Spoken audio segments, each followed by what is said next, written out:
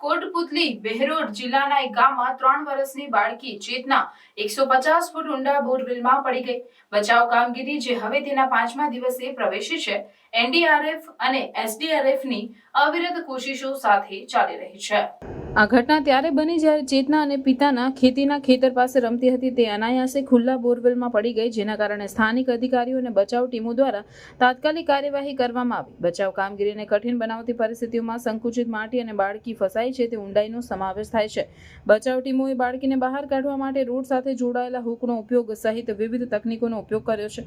બોરવેલમાં સતત હવા પહોંચાડવા માટે ઓક્સિજન પાઇપ ઉતારવામાં આવી છે. કેમેરાનો ઉપયોગ કરીને તેની સ્થિતિની નિગરાની કરવામાં આવી છે અને તેના હલનચલનને નજીકથી જોવામાં આવી રહ્યું છે.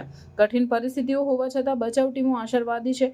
તેઓ સુરક્ષિત રીતે બાળકી સુધી પહોંચવા માટે અવિરત મહેનત કરી રહ્યા છે. બોરવેલની બાજુમાં સમાંતર ટનલ ખોદી રહ્યા છે. આ કામગીરીને અનિયમિત વરસાદે વધુ જટિલ બનાવી છે, જેના કારણે બોરવેલની આસપાસની માટી વધુ સંકુચિત અને ખોદવામાં મુશ્કેલ બની છે. સ્થાનિક અધિકારીઓ, જેમાં ઉપવિભાગીય મેજિસ્ટ્રેટ બ્રજેશ ચૌધરીનો સમાવેશ થાય છે, બચાવ પ્રયાસોની દેખરેખ રાખવા માટે સ્થળ પર હાજર છે. સમુદાયે પરિવારને સહાય અને પ્રાર્થના માટે સહકાર આપ્યો છે. ચેતનાના સુરક્ષિત પુનઃપ્રાપ્તિ માટે આશા રાખી છે. આ ઘટનાએ ખુલ્લા બોરવેલની ખતરનાક પરિસ્થિતિઓ તરફ ધ્યાન દોર્યું છે, જે ભવિષ્યમાં આવા અકસ્માતોને રોકવા માટે કડક નિયમન અને સુરક્ષા પગલાં માટેની માંગને પ્રોત્સાહન આપ્યું છે. બચાવ કામગીરી ચાલુ રહેતા રાષ્ટ્ર આશાવાદ સાથે જુએ છે, સકારાત્મક પરિણામની આશા રાખી છે.